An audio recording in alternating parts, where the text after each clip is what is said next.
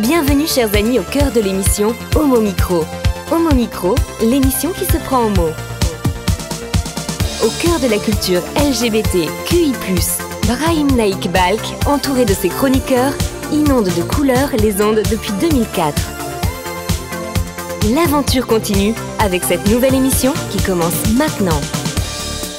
Bonsoir à toutes et à tous. Avant de retrouver le printemps d'avril pour cette dernière de mars, je vous propose une spéciale chroniqueur, celles et ceux qui m'accompagnent pour vous informer dans la joie et la bonne humeur. Tendez l'oreille pour écouter Annabelle Guiraud, Valérie Beau, Anna Aguirre, Antoine Duvignal, Nicolas Rividi, Étienne Bompé-Femme, David Alphen, Denis Martin-Chabot et Éric Garnier. Merci de rester avec nous. Homo Micro, le cercle des chroniqueurs. Et maintenant, notre page d'histoire sur les grands hommes et leurs amours masculines. Et si nous faisions un petit tour à Versailles, c'est d'un proche de Louis XIV dont tu nous parles aujourd'hui, Antoine. C'est bien ça, Antoine Duvignal. Doué pour la musique, dont l'influence fut grande en Europe à son époque. Oui, alors oui, je vais vous parler donc. Lully est italien. Comment est-il arrivé en France et comment a-t-il pu atteindre cette notoriété et ce pouvoir? Tu n'as pas de caste, tu devrais l'avoir d'ailleurs. Ah bon, ça c'est une ruse pour me troubler. Alors, donc ta question était, comment a-t-il pu atteindre cette notoriété et ce pouvoir? Alors, tout commence avec la grande mademoiselle, duchesse de Montpensier, cousine germaine de Louis XIV, une femme dotée d'un fort caractère et d'une immense fortune. Ses désirs sont des ordres. Au début de l'année 1646, elle fait cette confidence à son oncle, le chevalier de Guise. « Si vous trouvez un Italien joli, ramenez-le-moi pour que je puisse parler avec lui et apprendre la langue italienne. » Alors, vous voyez, le destin de Lully tient à peu de choses. Le chevalier, qui n'a pas oublié le souhait de sa nièce, de passage à Florence, porte son dévolu sur un valet de chambre qu'on lui présente, fils d'un meunier, et qui s'appelle Giambattista Lully. Avec un I, attention, pas un Y. L'Y viendra plus tard, quand il francisera son nom. Il a 14 ans, il n'est pas très joli garçon, petit, le nez fort, mais il est joyeux, vif et surtout spirituel. Il rejoint donc Versailles au service de cette grande mademoiselle, laquelle, tout émerveillée des sonorités de la langue italienne, découvre aussi le goût et le talent du jeune garçon pour la musique. Elle lui fait apprendre le violon et la composition. Et voilà, c'est parti. Lully, qui a 18 ans, compose déjà des airs pour la cour. Alors à ce stade, on peut dire que le jeune homme est carrément gâté. Oui, et il continue à être touché par la grâce, puisqu'après l'exil de la grande mademoiselle, c'est Louis XIV lui-même qui le remarque et lui confie la création d'un ballet pour célébrer sa victoire sur la Fronde. L'ascension a commencé, elle ne cessera plus jusqu'à sa mort. Le roi aimait danser, ce qui crée beaucoup de complicité entre l'Italien et lui. D'ailleurs, Lully, qui est très habile et a vite compris ce qu'est un bon courtisan, sait mettre en valeur son royal partenaire. Il ne faut pas oublier qu'à l'époque, quand Louis XIV a besoin d'un maître de danse, ce qu'est Lully a 21 ans et le roi 15. Voilà, nous sommes en 1653, donc ce petit écart d'âge, finalement, favorise un peu l'influence de Lully sur le roi. Voilà un garçon qui semble bien belle, qui est en fait né sous une bien belle étoile. Est-ce que tu peux nous dire que ces amours sont vraiment agréables à vivre, si je puis dire? Alors, Jean-Baptiste est si myope qu'il ne voit pas qu'une femme est belle. C'est ce qu'écrit dans son journal un contemporain de Lully, le président de Brosse. En réalité, Lully est loin d'être myope et il a même un regard très aigu sur les jolies formes. C'est une façon indirecte et moqueuse de faire allusion à son homosexualité, car Lully ne semble pas très intéressé par la beauté des femmes. Il porte au contraire un intérêt bien plus vif au charme des jeunes castrats. Le même président de Brosse note toujours dans son journal « Habillé en fille, avec des hanches, de la croupe, de la gorge, le cou rond et potelé, on prendrait les castrats pour de véritables filles. On prétend même que Baptiste s'y trompe. » Mais cette allusion perfide ne fait que reprendre une opinion courante que l'on trouve dans les chansons qui courent les rues et qui sont autrement plus crues. Alors, à titre d'exemple, voici. Alors je peux pas la chanter, hein, Non. j'ai pas la mélodie, mais j'ai le texte. Baptiste est fils d'une meunière, personne n'en saurait douter, il chevauche comme un meunier, toujours sur le derrière. Un jour l'amour dit à sa mère, pourquoi ne suis-je pas vêtu? Si Baptiste voit mon derrière, c'en est fait de ma vertu.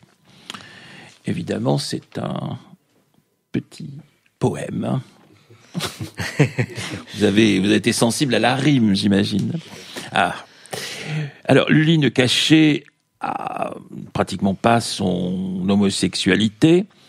Il était l'ami d'un poète libertin nommé Dassoucy, dont l'homosexualité était connue. Il fréquentait aussi discrètement les homosexuels de la cour, au nombre desquels figurait bien sûr Monsieur, frère du roi, qui aimait beaucoup les rubans et les dentelles pour orner ses toilettes. Auprès de lui, Lully devait vraisemblablement chercher quelque protection en prévision du jour où il perdrait celle du roi. Alors Lully ne sera donc jamais inquiété. Et pour faire taire les rumeurs qui courent bon train à son sujet, il choisit de se marier en 1662, à 30 ans. Sa femme, au courant de ce qu'on dit de lui, en est très amoureuse. C'est une chance, hein, car pour lui, c'est plutôt la raison qui l'y pousse. Au début de leur mariage, la dame se montre fort jalouse des amours masculines de son mari. Mais 3 garçons et 3 filles plus tard, elle baisse les bras, elle laisse faire. Tout se gâte alors. Sur dénonciation, un témoin affirme avoir vu le compositeur au lit avec un jeune page nommé Brunet, qui loge chez lui, au vu et au su de sa femme et de ses enfants. Lully a cette franchise ou ce culot, comme on voudra. Le roi lui envoie sa police, et notre brillant musicien se croit perdu. Mais c'est le jeune Brunet qui est emprisonné.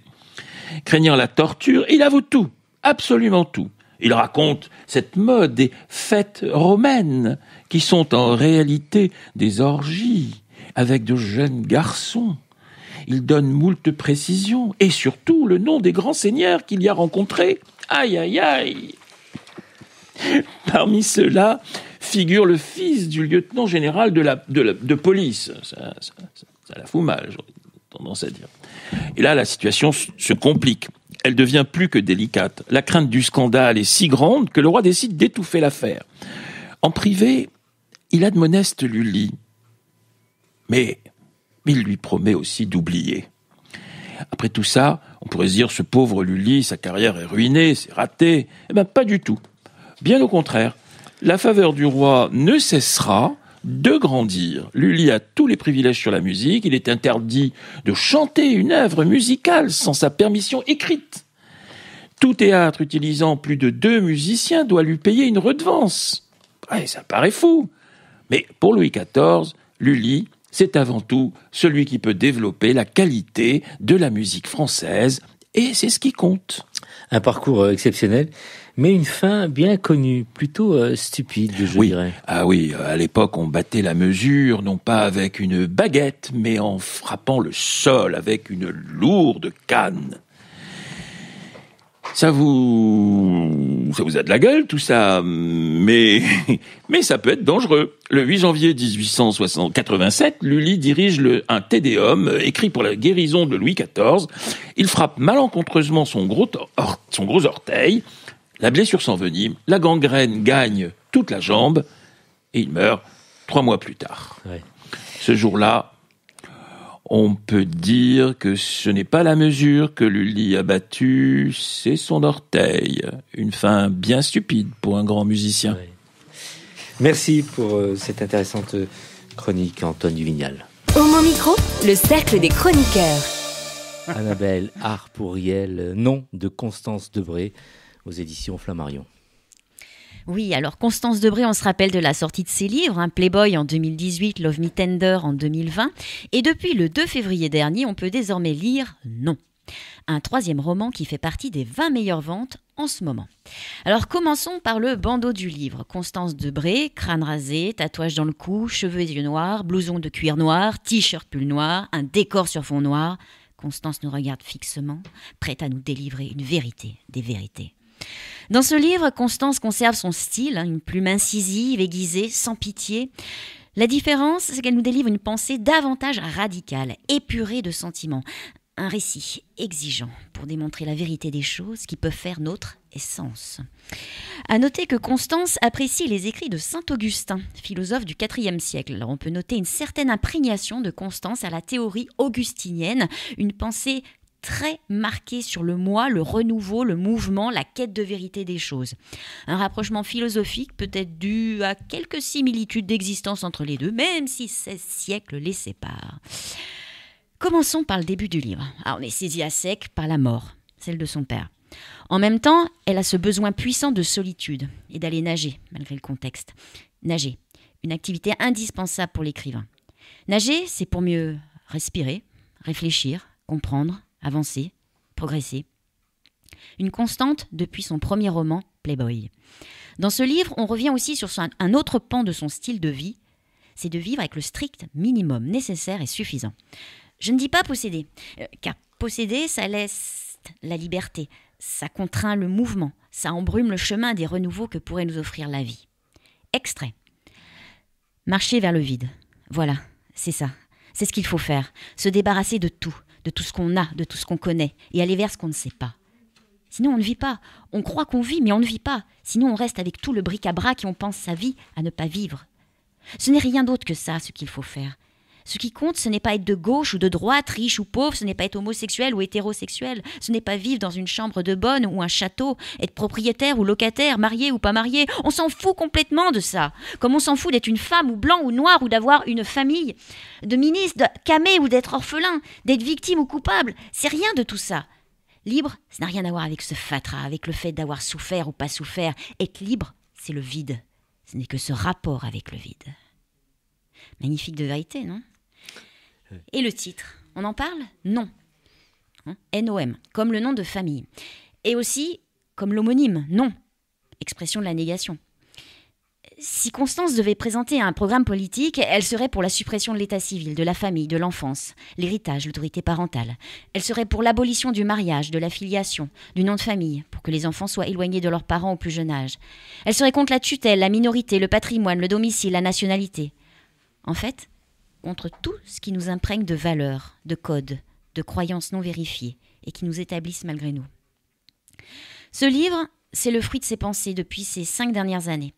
Un intérêt à l'existence et non aux conditions d'existence, d'où une vie avec le minimum nécessaire suffisant pour vivre.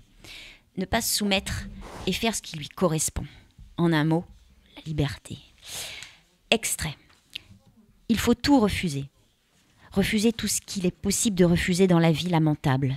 Ne pas consentir, ne pas laisser passer l'insupportable. C'est contre l'obscénité que je refuse ce que je refuse, que je trahis ce que je trahis. Je trahis l'origine par principe, comme point de départ de tout, parce que l'origine doit toujours être trahie, parce qu'accepter l'origine est le premier renoncement qui entraîne tous les autres, que c'est la première complicité ou la première lâcheté, la première humiliation aussi, que la refuser est le premier sursaut, celui qui permet tous les autres, parce qu'il faut savoir trahir. Trahir tout ce qu'on nous demande d'accepter de l'obscénité du monde, que je trahis comme j'ai trahi 1000 fois, comme je trahirai encore, je trahis pour savoir ce qu'il y a quand il n'y a rien, je trahis pour prouver que la base du monde est un mensonge, qu'il faut tout réinventer, mais qu'avant il faut tout détruire, que si on veut pouvoir se regarder dans la glace, une fois avant de mourir, il faut tout passer par l'acide, l'essence et le feu. Avoir fait ça. Alors après ces tranches de vérité, et de sacrée vérité, on arrive à mi-parcours au plus grand chapitre, le numéro 14. Elle y parle de son enfance, son adolescence, avec des parents junkies, les déménagements nombreux, un père, issu d'une famille bourgeoise, Debré, qui a marqué l'histoire de France, et une mère aristocrate. Et tous deux avaient guère d'attrait pour les valeurs familiales qui en incombaient. Je ne raconte pas tout, mais ce chapitre est une véritable mise en abîme du livre. Aussi, Constance est un être qui a besoin de comprendre les choses. C'est pour cela qu'elle avait fait du droit. Elle a pu comprendre les parcours de vie selon si on est riche ou pauvre. Question de justice. Le droit l'aide aussi à comprendre son non-amour pour l'enfance. Le mineur décide. Rien. Comme les esclaves, les femmes, les gâteux, les fous, les débiles. L'enfant ne choisit pas, c'est l'impuissance. Obligé de, asservi, contraint. Ce livre peut paraître dur, Mais non. On suit Constance dans ses évolutions, sa maturité de pensée sur la vérité vraie des choses. Pour certaines et certains d'entre nous, elle retranscrit cette théorie que l'on a pu aussi se forger au gré de notre vie.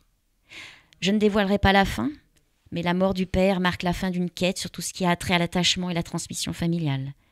Présent, place au renouveau. L'amour pourrait bien être le prochain concept passé à la moulinette augustinienne. Sujet du 4e roman ? Peut-être. Merci et certainement une nouvelle fois avec toi pour nous présenter le prochain roman et l'inviter aussi. Donc, avec je suis plaisir. sûr qu'elle va répondre à notre invitation. Merci Annabelle. Homo Micro, le cercle des chroniqueurs. Nous enchaînons avec notre ami Nicolas Rividi, le plus de l'actu. Alors avec toi Nicolas, on parle d'art, mais pas comme on a coutume de le faire dans l'émission. Et tu nous expliques tout. Je ne mets jamais en doute le talent des artistes, celui des publicitaires un peu plus. Je fais aussi partie des gens qui soulignent les titres des œuvres et ne les mettent pas entre guillemets. J'avais relevé le col de mon caban en sortant du métro pour tenter d'échapper à la bruine qui rendait Paris flou.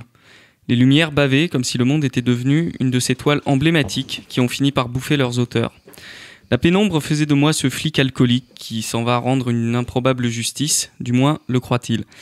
Mon regard acide laissait pointer l'inquiétude qui m'habitait déjà depuis le début du trajet, quand j'avais quitté le confort d'une bière entre collègues pour me rendre à la suite de ma journée et à la fin de ma semaine. Il était autour de 20h et je ne pouvais pas m'empêcher de me répéter en boucle « Et si je ne comprends pas ?» Qu'allais-je bien pouvoir dire à ces gens qui attendaient peut-être mon avis ? Quoiqu'il soit très arrogant de supposer que d'aucuns s'y intéressent, n'avoir rien à dire aurait été encore plus inconvenant. Et si même mon talent de meublage m'abandonnait face au néant ? Je tournais au coin de la rue et me retrouvais nez à nez avec le lieu. Il semblait avoir émergé du néant en se dotant d'une taille plus grande qu'attendue pour que je ne puisse pas l'ignorer. Il était trop tard pour se défiler. Ne reconnaissant personne parmi les molécules humaines qui faisaient battre l'air de leurs longs bras, en y ajoutant des expressions distordues par la volonté de convaincre, j'envoyais un SMS pour m'assurer que je ne m'étais pas planté d'endroit. Face à tant de nouvelles têtes, j'aurais préféré. Hélas, la confirmation vint rapidement que j'étais là où il fallait et qu'une des deux personnes que je pouvais connaître était déjà partie depuis une bonne demi-heure. Si le meublage à deux peut demeurer un dialogue, le meublage pour soi-même, c'est surtout un silence. Je saisis nerveusement la paperasse habituelle près de l'entrée de la galerie et j'entamai un tour de reconnaissance. Les murs étaient remplis de textes et de photos. Exposer des textes, en voilà une idée intéressante. C'est vrai qu'on n'affiche pas des textes pourtant. Même avec une calligraphie mécanique ou une graphie indéchiffrable, il demeure des objets visuels. Je lis, je m'y perds, je comprends que c'est embrouillé, je ne comprends rien d'autre et revient cette angoisse lancinante de passer à côté de ce qu'a voulu me dire l'artiste. En parlant d'elle, je la croise, l'artiste. Le masque n'aide pas à la reconnaissance des êtres que l'on a connus sans, même quand c'est une cousine proche. On se salue brièvement, on échange quelques mots, et elle me met un coup de pression en me parlant de mon œil de photographe. Si t'as déjà vu un flambi mal démoulé, c'est moi à ce moment-là. Je continue mon repérage sans lui faire part de ce que j'ai déjà en tête. Je m'enfonce dans les textes et il n'y en a pas un seul qui déclenche en moi ne serait-ce qu'une fraction de l'ivresse qu'ils sont censés me procurer. L'émotion est une chose qui ne se compare pas. Je suis démuni, je relis, je dépiote, j'analyse, je traque le mot clé de voûte qui explique tout pour arriver à la conclusion que sur les poèmes, je ne comprends strictement rien. Que dire alors ? Lorsque l'inévitable critique va être due. Après tout, l'artiste s'expose, l'artiste s'explose. Il ouvre les tréfonds de son âme, il explose son être et dans cette pluie rouge et subtile, charge aux visiteurs, au public de reconstituer les bribes du vivant pour accéder au sublime. La triste explosée. Je le sais mieux que d'autres, sans doute. J'ai exposé des photos, j'ai explosé ma personne. J'ai étalé mes noirceurs sous les traits de décors insignifiants et de scènes quotidiennes. Sous les corps nus et esthétisés, j'ai planqué du sale, de l'obscurité et du froid. J'ai fait émerger une lumière. J'ai attendu derrière chaque visiteur avec mépris autant que curiosité ce qu'il allait bien pouvoir dire de mes œuvres. En réalité, je me foutais de leur avis. Je n'œuvrais pas pour les autres, je travaillais contre eux. Je n'ai jamais eu la prétention de faire de la photo de déco. Quand je shoote, quand je pose, quand je joue, je n'aspire qu'à une chose, briser un peu plus la paroi entre mon monde et celui des autres.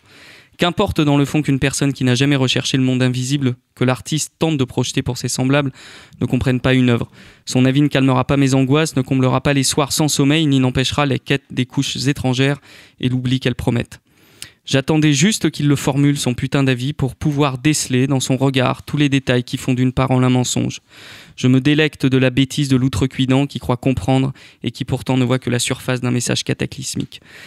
Me revoilà rendu au texte, au poème, accroché au mur. Je m'en veux, j'ai une certitude, il y a quelque chose à comprendre, quelque chose à saisir. Je n'en veux pas à l'artiste, je m'en veux à moi, parce que le mutisme de mes lèvres révèle la cécité et ma bêtise. Mon incapacité à voir son monde. Je me flagelle intérieurement parce que ce que je m'apprête à être est tout ce que je rejette. Je me crois exceptionnellement ouvert, sensible à tout, capable de m'émerveiller de tout. Elle me démontre avec brio que je ne suis rien de ce que je crois, puisque, au moins elle, je ne la comprends pas. Me voilà rendu à un amas de cellules sans autre but que la survie. Prêt à rendre les armes face à cette fin de semaine, que je n'avais pas envisagée, je lève les yeux plus haut sur le mur et je découvre une photo, puis d'autres. Je les avais complètement oubliées. Chacune surplombe un texte. Il s'agit de photos très abstraites, des superpositions argentiques. Le grain ne ment pas. La qualité des photos est volontairement mauvaise. Je décèle tout de suite l'anarchie bienveillante du rêve, de ces événements sans queue ni tête, qui existent sans que rien ne justifie leur existence et disparaissent sans que rien n'explique leur disparition. Je défroisse le papier que j'avais machinalement enfoui dans ma poche sans le lire et je découvre le titre de l'expo. C'est pas possible d'être aussi con, me dis-je, sans être audible du reste de l'assemblée. Il avait fallu que je sois à ce point noyé par les textes, violenté comme jamais, rendu au seuil de l'inutilité pour trouver dans les images une histoire que je connaissais déjà et qui me disait « Continue de te haïr, tu avances ». Sans elle, je n'aurais jamais raconté tout ça. Alors je ne sais pas si j'ai compris ce qu'elle a voulu me dire, mais je me suis sans doute un peu mieux compris après avoir vu ses œuvres, et c'est sans doute là le plus important. Ma cousine, c'est Caroline Taillant. Elle expose ses chimères jusqu'au 25 février au 9 rue Simon-Lefranc, juste derrière le centre Pompidou. Elle a également un podcast de poésie qui s'appelle Les Graines. Il y a une page Facebook, j'ai souligné les titres. Allez la voir, allez la lire et allez l'écouter. C'est une artiste. Merci l'artiste. Oh là là. Valérie, tu vas réagir parce que là, c'est... Mais oui, mais tu es poète aussi. C'est un bonheur de t'écouter lire, enfin, voilà, l'écriture de ta chronique sur le fond et sur la forme, toujours. Merci. Merci à toi. Nicolas qui était sur le divan, enfin là, qui va continuer. Donc, là, tu as des choses à dire quand même. Valérie qui parle de poésie, donc c'est un poète aussi, Nicolas. Ah oui, c'était magnifique. Je me suis laissé bercer par tes mots. Et ça finit bien, parce qu'au début, je me suis dit, pauvre cousine. Ouais, et je prends plus cher qu'elle. Ouais. Cette idée de nous présenter ce beau travail ce soir, comment ça t'est venu ? C'est une forme de révolte intérieure ? Tu avais vraiment envie de verser ? Il y a 2 semaines, on a commencé à en parler sur le chemin du métro, tous les deux. Oui, effectivement. C'est bien parce que pour tout vous dire, en fait, l'ensemble des chroniqueurs de l'équipe de mon micro, à chaque fois, je leur demande... On fait tout un travail où ils me remettent leur travail en temps et en heure. Il n'y a que Nicolas qui me remet les choses le soir même. Et je trouve que c'est bien parce que c'est la surprise, quoi. Et ce soir, c'est une surprise. Et je crois que c'est volontaire de sa part. Et c'est bien parce qu'il y a une part un peu quelque part de... Bah là, je découvre. C'est vrai que j'aurais lu le texte avant. Peut-être que là, je suis tellement sensible qu'effectivement, on en a discuté lundi, il y a 15 jours, effectivement. Ouais. Bien. Tu auras encore des choses à me dire tout à l'heure autour... Moi, j'ai toujours des choses à raconter aux vieilles personnes quand je les raccompagne au métro. Très, très bien. Aux vieilles personnes. Bien, tu vas rester jusqu'à la fin de l'émission, parce qu'il y a Eric qui intervient. Il y a Eric qui intervient. Je l'accueillerai avec plaisir. Ouais. L'exposition, c'est jusqu'à... Donc, tu peux nous rappeler, c'est... Oui, alors c'est jusqu'au 25 février, c'est au 9 rue Simon-Lefranc, et donc c'est une galerie d'exposition de la mairie de Paris, je crois. Ouais. Voilà. Merci Nicolas, vivement ton livre, mais je suis sûr que dans quelques temps on pourra donc te lire et tu viendras on parlera de ton livre directement au micro. Merci Nico. Homo Micro, le cercle des chroniqueurs. Eh bien nous retrouvons notre cher Étienne Bompé-Femme LGBT. Alors quelle lecture nous conseilles-tu ce soir Étienne ? Ce soir, Brahim, je vous propose la lecture de Here's to Us d'Adam Silvera et Becky Albertalli, sorti le 28 décembre 2021. Parce que je commence à bien te connaître, Brahim, après bientôt 1 an de LGBT, je devance ta dernière question. Est-il fait pour tout le monde ? Eh bien, la réponse est non. Alors, tout d'abord, ce roman vient à peine de sortir en anglais, donc les non-anglophones devront attendre sa traduction en français. Merci à toi.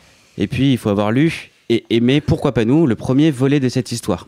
Vous ne l'avez pas encore fait ? Shame on you. Ce livre est vraiment un des meilleurs que j'ai lu ces dernières années, et sa fin est... Il fallait un tome 2. Je vous rappelle ce qui se passait dans le premier volume pour ceux qui n'ont pas écouté le dernier épisode d'Homo Micro de la saison dernière. Encore une fois, shame on you. Je vous la fais brève. Pourquoi pas nous, c'est l'histoire d'Arthur qui fait la rencontre de Ben, 17 ans tous les deux, à New York, où il suit un stage d'été dans le cabinet d'avocat de sa mère.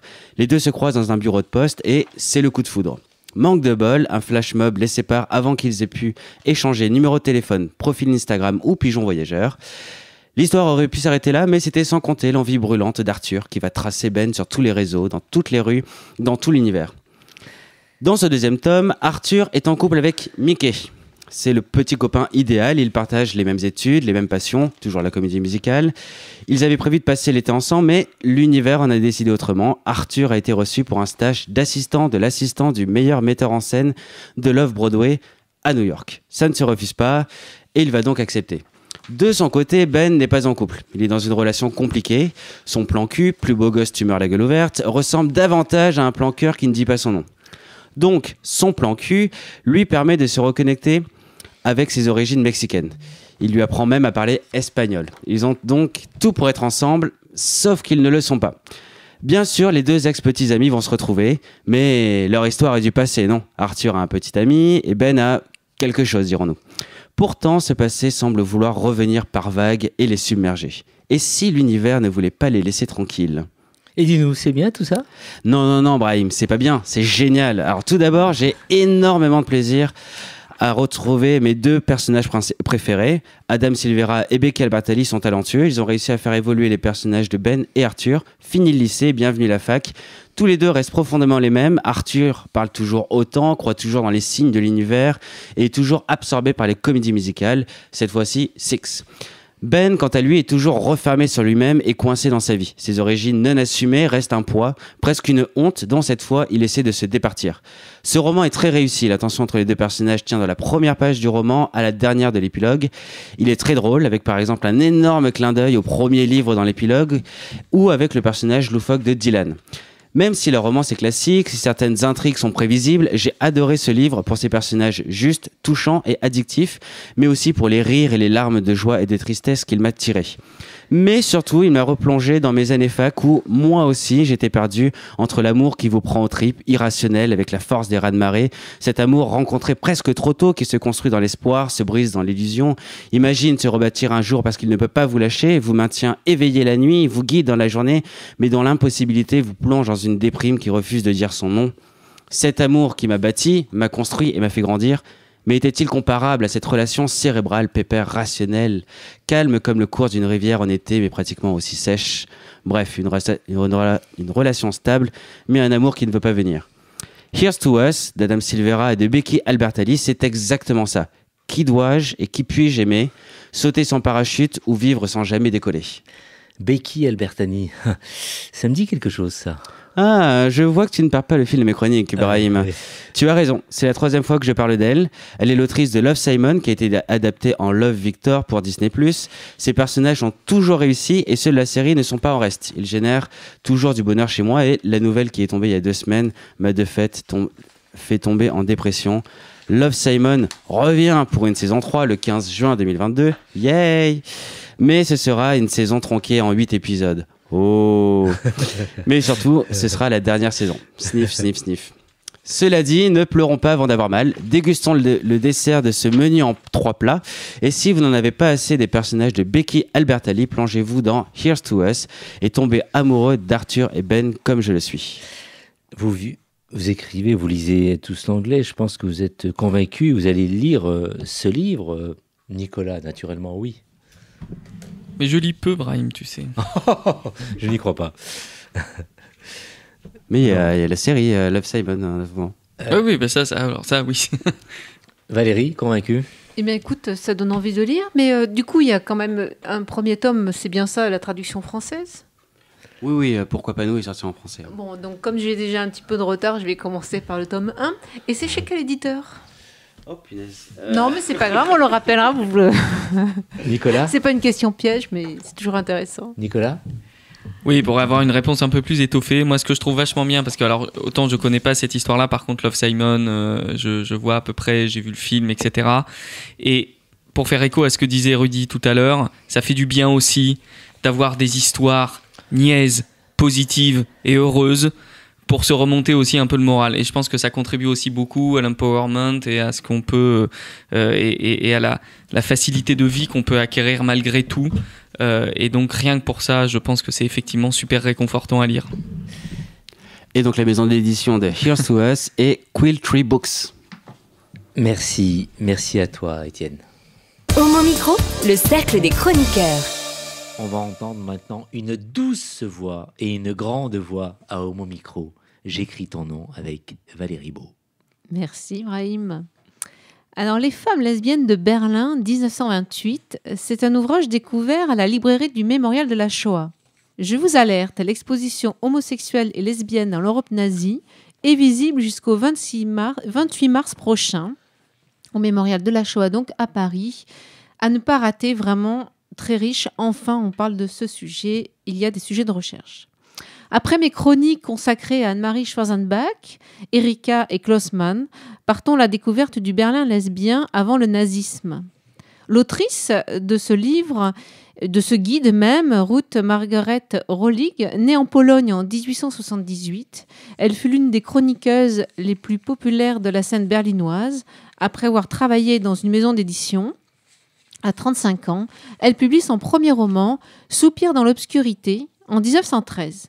Elle se fait connaître ensuite surtout pour la publication de son fameux guide de club lesbien, on va y revenir. Elle publiera d'autres ouvrages à forte visibilité lesbienne. Mais elle cédera aux pressions du nazisme en 1933 et rejoindra l'association de littérature du Reich.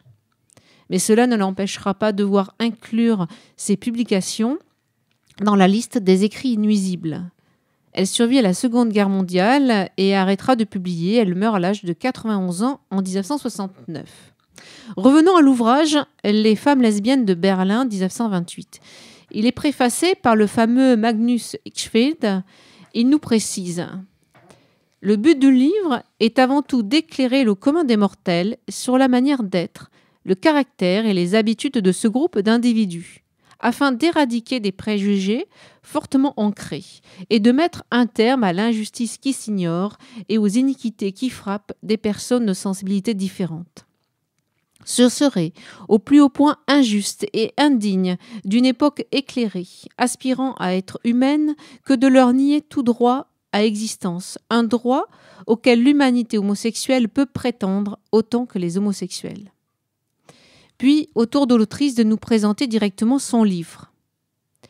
Une femme qui, pour l'instant, témoignerait ouvertement de ses pulsions sexuelles différentes serait vouée au même mépris social qu'autrefois. Elle développe un peu plus loin. Les femmes fréquentant ces endroits se recrutent dans presque tous les milieux sociaux. Les amours singulières sont souvent la seule chose qui soude le joyeux mélange de ces couches sociales hétéroclites. Une ouvrière d'usine sort avec la femme d'un banquier, une actrice avec sa coiffeuse. Ces lieux secrets sont disséminés à travers presque toute la ville, du nord au centre, en passant par l'ouest discret et distingué. Un profane ne se douterait même pas où le hasard l'a amené. Car la plupart de ces endroits ont l'habitude de ne pas attirer l'attention sur eux, pas d'enseignes spectaculaires ni d'éclairage tape à l'œil. Le calme et le mystère les entourent. Ils vont de la boîte la plus banale au café, salle de danse, en passant par le bar cosmopolite et finalement le club réservé aux seules adhérentes, mais admet éventuellement des hôtes introduits par ces dernières. Ensuite, l'autrice nous parle de ce qu'elle nomme les nuits fauves de Berlin et décrit 14 établissements. C'est un véritable guide avec adresse, description, commentaires. En voici déjà les noms. Le Hohenzollern, le Dorian Gray, le Salon Meyer, l'Oluca, le café Olala, la cave Top, le café Domino, la Taverne, l'Eldorado, le club des amis, le club Montbijou de l'Ouest, le club des joueuses de pipeau du café Princesse et la flûte enchantée. Alors, j'ai choisi pour vous, partons à l'Eldorado. Elle nous explique. Le jeu de l'orchestre est plein de séduction, d'excitation et de mystère. L'atmosphère est chargée de lourds parfums. Des corps à moitié nus de femmes ou d'êtres qui se voudraient féminins exhalent des senteurs capiteuses. Dans la beauté diaphane, certaines de ces femmes ressemblent à des princesses, entre les rangées de colonnes blanches et les tables bondées de hautes salles aux ornements dignes d'un château, elles promènent leur vie marquée par la douleur. Plus loin, elles s'interrogent. Ces excès, cette soif de plaisir et cette quête d'amour réunis, est-ce cela la vie ? Tout cela a-t-il un sens ? Nous ne rendrons pas à si bon chemin, partons à la taverne. La boîte pour dames offre toutes sortes de distractions, des fêtes de la bière, des sorties sur la plage, des bals masqués. Toutes ces fêtes ont un point commun, on s'y conduit sans gêne et personne ne s'offusque que deux femmes s'y embrassent selon les règles de l'art. Qu'elles soient en pantalon ou qu'elles dansent passionnément collées l'une contre l'autre de manière à ne laisser aucune équivoque possible. Après tout, c'est un club privé. D'ailleurs, on est sans conteste sous l'influence du signe du Scorpion. Et parfois, il arrive que les cloches de l'église avoisinante sonnent déjà avant les premières échauffées sauvagement de la danse et de l'amour, s'échappent par la porte comme des chauves-souris qui veulent se cacher avant que le jour ne se lève. Et merci aux éditions Gay Kitsch Camp de nous donner accès à ces textes de notre histoire. Tu aurais aimé vivre à cette époque ? Alors, ça donne très envie Ouais. parce que effectivement, c'est même complètement fou. Moi, je ne m'étais pas rendu compte à quel point Berlin était très avancé, très, très libre. On est en 28 pour ce guide. Donc oui, j'aurais eu envie, si j'avais été au courant et à l'époque, de vivre ça, de rencontrer Eric Hamann et toutes ses amies. On est quand même avant 33 et ce basculement est complètement fou 5 ans avant. Ça questionne aussi qu'il faut toujours rester vigilant sur la liberté, l'ouverture. Voilà. Nicolas ? Bah oui, comme tu le dis, chérissons nos libertés, ne soyons pas trop prompts à vouloir plus de sécurité, plus d'ordre, plus de contrôle, parce qu'on voit malheureusement où ça mène et comment d'une société très ouverte, et là c'est un point sur la sexualité ou l'orientation sexuelle, mais c'était aussi une société ouverte dans plein d'autres domaines, sur la démocratie, la science, les connaissances en général. Et donc du coup, voilà, quoi, ça montre que tout peut être switché en l'espace d'un instant. Et ce que tu racontes sur sa vie pendant la guerre, le fait qu'elle a rejoint, on devine un peu contrainte et forcée, je sais plus comment ça s'appelait là, un comité littéraire. Voilà, du le comité littéraire du Reich. Donc voilà, enfin c'est horrible hein, comme existence et tout. Donc ouais, faut vraiment faire gaffe. Redis-nous le titre de l'ouvrage. Donc, Femme lesbienne de Berlin de Ruth Margaret Rohlig. Merci à toi. Homo Micro, le cercle des chroniqueurs. Nous allons parler d'un autre livre, d'un roman de Douglas Stewart, Shuggie Ben, et c'est Eric Garnier qui est avec nous par téléphone et qui va nous en parler, nous le présenter. Bonsoir Eric, comment ça va ? J'ai le courage d'affronter la pluie glaciale qui tombe sur la Seine-Saint-Denis pour venir vous voir, mais j'espère bientôt, quand le nouveau studio sera tout neuf. Ben on y est déjà. Hein. Ah ça y est ? On y est, bien sûr. Ah bon alors, la prochaine fois je viens. Bon, en tout cas je voudrais vous convaincre de lire un roman qui est sorti à l'automne, qui d'ailleurs est un peu autobiographique. L'auteur s'appelle Douglas Stewart. Bon, c'est un peu donc son histoire, et son histoire est très dure et en même temps magnifiquement racontée.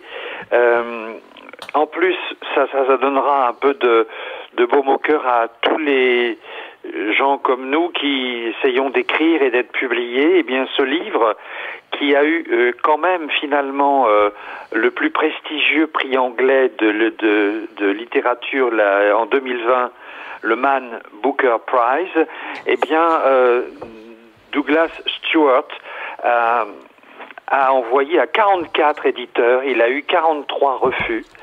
Et donc, c'est à la fois terrible et en même temps très encourageant.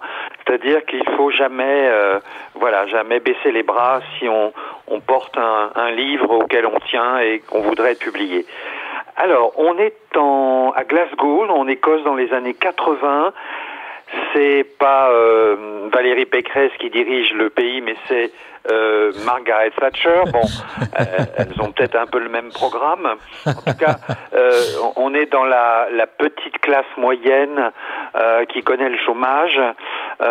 C'est un roman familial, bon, un peu à la Dickens ou à la Zola, mais avec toujours beaucoup de pudeur et d'émotions contenues, puisque l'auteur raconte un peu son histoire. C'est l'histoire d'une famille qui est un peu voilà, victime des affrontements entre les catholiques et les protestants. Quand on est catholique, on ne doit pas épouser un protestant, etc. Or, la mère de Douglas Stewart, enfin la mère de Shuggie Bain, qui est son effigie littéraire, ce petit garçon Shuggie Bain qu'on adore absolument et qui nous bouleverse de bout en bout,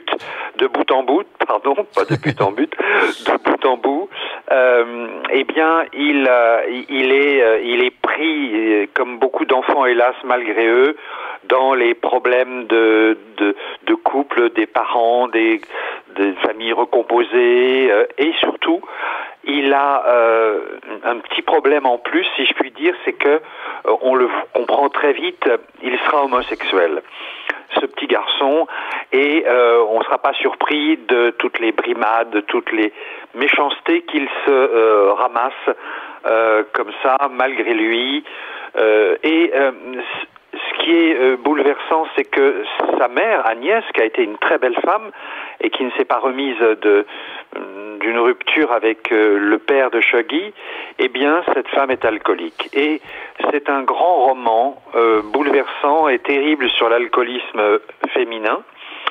Et ce petit garçon, depuis l'âge de 6 ans, on va le quitter, il a 16 ans, eh bien, va rester tout le temps le plus possible avec sa mère. Il va être la mère de sa mère presque. Il va être les parents de sa mère, car il ne se résout pas à l'abandonner, il espère toujours. Et ça, c'est absolument magnifique. On le quitte, je ne vous raconte pas à quel moment, mais en tout cas, on a très très très envie. Je ne sais pas si Douglas Stewart a prévu de faire un tome 2, mais on quitte Shuggie Bain sur une note d'ailleurs d'espoir. La dernière scène est absolument merveilleuse et on a juste envie de retrouver bientôt Shuggie Bain, car on voudrait savoir comment il va s'en sortir. Il a 16 ans et c'est le début de tout. Voilà, donc c'est publié en France aux éditions du Globe. Voilà, bravo. Ça s'appelle, alors c'est pas facile à retenir, mais c'est Shuggie Bain. Voilà, c'est le nom du petit garçon qui est le garçon de papier, l'équivalent de papier de l'auteur Douglas Stewart. Très très beau livre, assez long, mais il a un style, ce Douglas, qui fait qu'on le lit avec beaucoup d'émotion et de plaisir. Oui. Merci Eric pour cette découverte. Écoute, est-ce que je te propose pour ta prochaine intervention en mon micro, est-ce que je peux t'envoyer un taxi non, j'ai une voiture. Tu as une voiture, très bien. Non, mais en plus, puis comme il y a un nouveau studio, tout ça, c'est bon. T'inquiète pas. Très bien. Merci. Rappelle-nous le titre du livre. C'est Shuggie Bain et l'auteur, c'est Douglas Stewart chez Globe. On doit retrouver ce livre absolument partout. Merci donc, Eric. Bien sûr, au mot à la bouche. Merci Eric. À très très vite. Au revoir. Homo Micro, le cercle des chroniqueurs. Alors, tu vas nous parler d'une série qui te tient à cœur. C'est ça. Aujourd'hui, je vais vous parler d'une de mes séries préférées. Alors, vous en avez peut-être entendu parler parce qu'elle a explosé en France, je dirais 2019, avec la diffusion de sa 3e saison. Cette série, c'est Scam France. Alors, qu'est-ce que Scam ? Il faut savoir qu'à la base, c'est une série norvégienne. D'ailleurs, Scam signifie honte en norvégien. Elle a été créée en 2015 et pendant 4 saisons, on a suivi les aventures d'un groupe de lycéens en nous concentrant sur un personnage à chaque saison. Une des particularités de la série, c'est qu'elle est transmédia. Donc le transmédia, en fait, ça veut dire qu'elle utilise différents médias pour créer sa narration. Dans le cas de Scam, ça offre une expérience immersive assez impressionnante. Les épisodes sont découpés en plusieurs séquences qui sont diffusées sur Internet à l'heure où elles se déroulent. Par exemple, Par exemple, si la séquence se passe un mardi à 17h17, elle sera diffusée sur Internet le mardi à 15h17. Et une fois compilées, ces séquences forment un épisode de 20 minutes diffusé en fin de semaine. Chaque personnage possède également son compte Instagram avec des publications liées à l'intrigue de l'épisode. La série marche si bien que France TV rachète les droits en 2017 et par la suite de nombreux pays vont également le faire. Alors on va pas se mentir, au début ça a été un petit peu compliqué pour Scam France. Les fans étaient perplexes quant à l'adaptation française et les 2 premières saisons étaient des copies conformes de leur homologue norvégienne. On parle carrément de plan par plan. Hein. Et donc ça a été très compliqué pour le lancement. Mais dès la saison 3, les scénaristes prennent un peu plus leur envol et la série a su conquérir les cœurs. Si bien qu'à la différence de la version originale, Scam France en est à sa 9e saison, dont la diffusion a commencé la semaine dernière. Donc, Scam France, aujourd'hui, dis-nous tout. Alors, c'est comme la version originale diffusée par séquence, et vous pouvez retrouver tous les épisodes complets sur la plateforme gratuite France TV/. C'est aussi pour ça que je vous en parle, c'est que vous pouvez y accéder de manière assez facile. Alors, chaque saison aborde des thèmes différents et met en lumière des sujets que l'on n'a pas forcément l'habitude de voir dans une série pour ados. Ce qui devient en fait sa force principale et transforme cette série qui à la base vise un public adolescent en une série pour tout le monde. Chaque saison de Scam se concentre sur un personnage mais ne délaisse pas les autres pour autant. Ce système permet surtout de découvrir un personnage plus en profondeur. Tandis que la première saison s'intéresse à Emma et au harcèlement scolaire, la saison 2 se penche sur Manon et permet d'aborder la question du binge drinking et les problématiques liées au viol. La saison 3, donc comme je l'ai dit précédemment, offre une visibilité à la communauté LGBTQI+, avec le personnage de Lucas qui s'interroge sur sa sexualité. La saison 4 se concentre sur Iman et la problématique de la foi à travers une jeune fille noire et musulmane en France en 2019. La saison 5 suit l'histoire d'Arthur qui devient malentendant et explore la question du handicap invisible. Dans la saison 6, qui marque la transition entre l'ancienne et la nouvelle génération, la série aborde le thème de l'addiction et de l'autodestruction avec Lola. La saison 7, alors elle n'hésite pas à mettre les pieds dans le plat avec Tiffany et la question du déni de grossesse et des mères adolescentes. La précarité et le VIH sont au cœur de la 8e saison par le biais de Bilal et Joe. Et enfin, la saison 9 nous est décrite, parce que pour l'instant on n'a pas encore trop d'informations, il n'y a qu'un épisode complet qui est sorti. Cette saison 9, elle nous est décrite comme une saison sur le chagrin d'amour, un sujet qui est quand même assez important chez les adolescents, mais au final on n'en parle pas assez. Donc, comme vous avez pu le comprendre, Scam est une série qui vous prend de court, car elle saute à pieds joints dans son époque et elle n'hésite pas à dire les choses. Ici, il n'y a pas de surplus, il n'y a pas de filtre. Les adolescents parlent de sexe et d'alcool, les dialogues sont réalistes et crus, et le propos devient une ode à la tolérance. La 3e saison, qui raconte la relation passionnée entre Lucas et Elliot, fait décoller les audiences.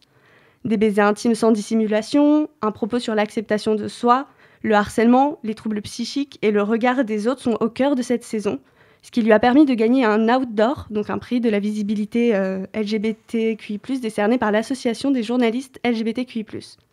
Mais cette saison 3 n'est pas la seule à offrir une représentation LGBT.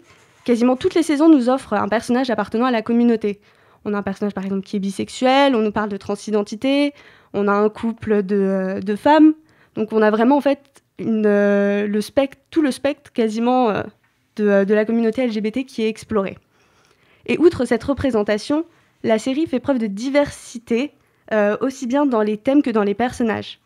Scam traite de manière réaliste, sensible et juste tous les sujets dont je vous ai parlé plus tôt, et elle le fait sous un angle adolescent. Les adultes sont peu présents, voire absents, et le peu qu'on voit, ils sont souvent largués. Pourtant, la série, elle s'affranchit de l'étiquette de série pour ados. On parle d'une série universelle. Féminisme, racisme, sexualité, religion, peur de l'autre, maladie. Scam passe en revue sans jamais bâcler des discussions actuelles et nécessaires. Et si quelquefois les situations semblent un peu fleur bleue ou un petit peu faciles, la série a le mérite de donner des clés pour les gérer. l'occasion en fait de prendre des notes parce que c'est quand même des situations qui ne s'arrêtent pas à l'adolescence. C'est des choses à l'adolescence, pardon. C'est des choses qu'on retrouve aujourd'hui, même à l'âge adulte.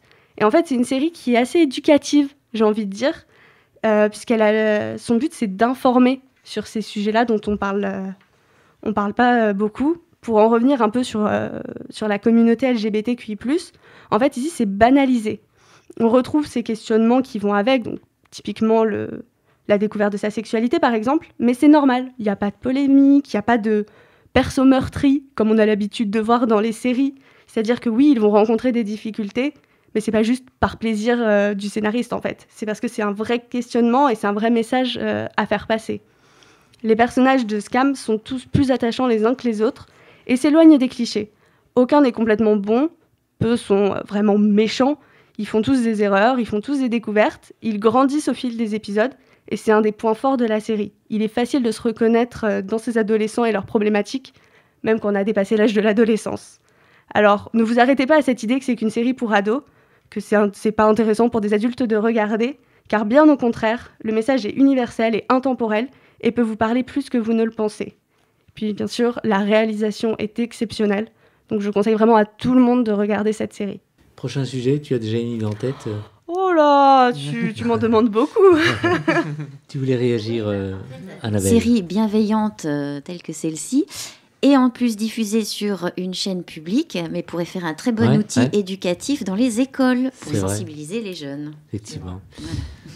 Et on pourrait même proposer cette série à quelqu'un que je ne citerai pas ici, un politique qui parlait de lui depuis de nombreuses semaines. Oui, un certain Eric Z. Effectivement. Merci Anna et à très vite à Homo Micro. Eh ben merci beaucoup. Homo Micro, le cercle des chroniqueurs.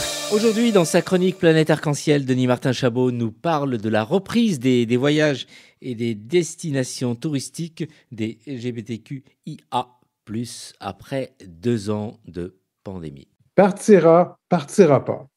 Alors que la planète entière jongle avec le déconfinement, les agences de voyage et tout le secteur du voyage et du tourisme à l'échelle du monde conjuguent avec la joie d'enfin pouvoir recommencer à voyager normalement et aussi les casse-têtes des règlements et des politiques du déconfinement de la COVID qui diffèrent d'un pays à l'autre et qui ne cessent d'être modifiés.